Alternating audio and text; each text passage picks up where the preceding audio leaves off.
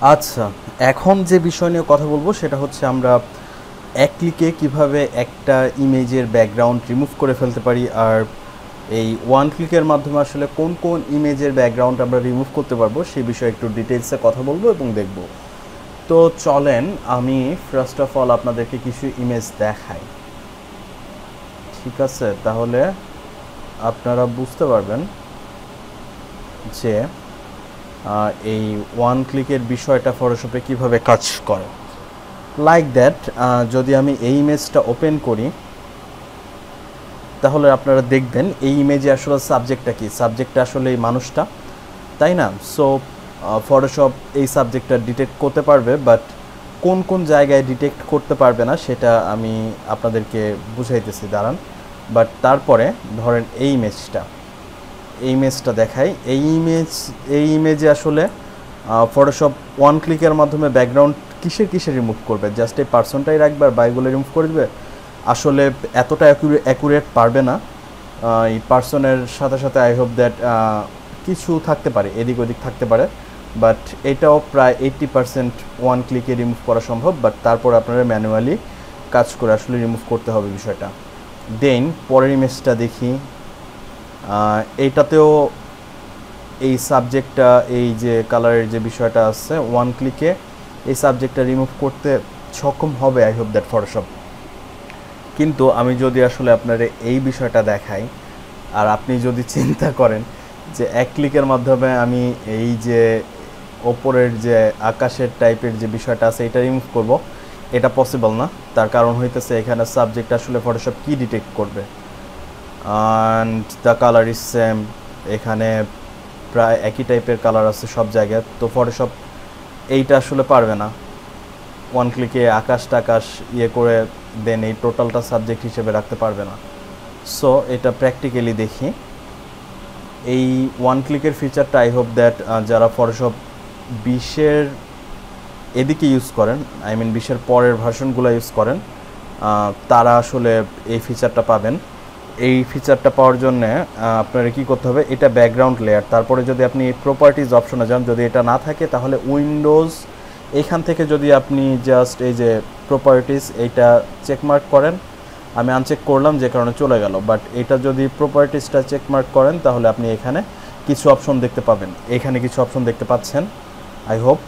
And but এখানে quick অ্যাকশনে just image size, crop, trim and rotate বিষয়টা দেখাইতেছে, বাট এটা যখন আমি লেয়ারটা আনলক করে দেব, খেয়াল করে দেখবেন কুইক অ্যাকশনে এখন চলে আসছে সিলেক্ট সাবজেক্ট অথবা রিমুভ ব্যাকগ্রাউন্ড। সো আমি যদি রিমুভ ব্যাকগ্রাউন্ডে ক্লিক করি, জাস্ট এইটা কিছুটা সময় নেবে অ্যান্ড আমার একটা রেজাল্ট প্রোভাইড করবে।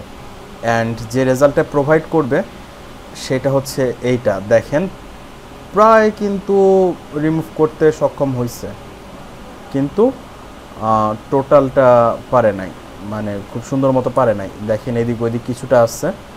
সো এখন যে বিষয়টা করতে হবে সেটা হচ্ছে জাস্ট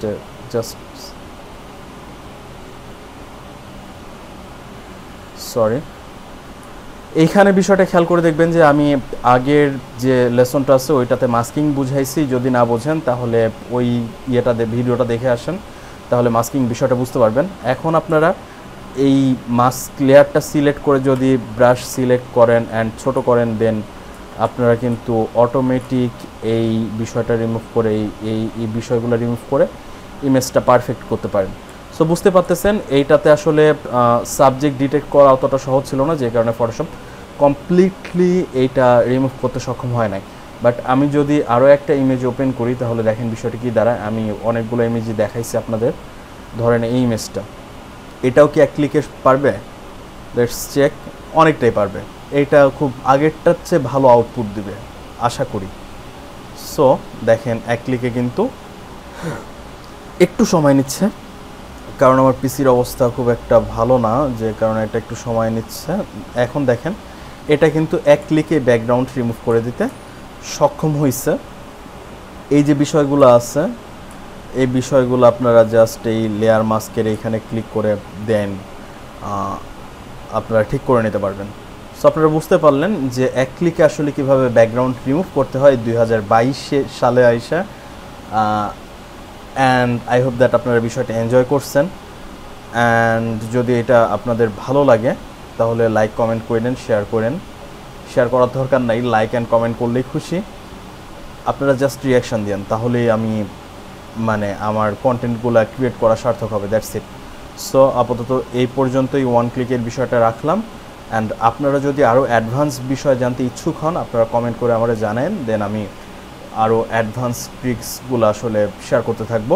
অ্যান্ড পরবর্তী পার্টে চলে আসেন, আমি ওইখানে একটা মেবি স্যাম্পল প্রজেক্ট দেখাবো আপনাদের, ভালো লাগবে।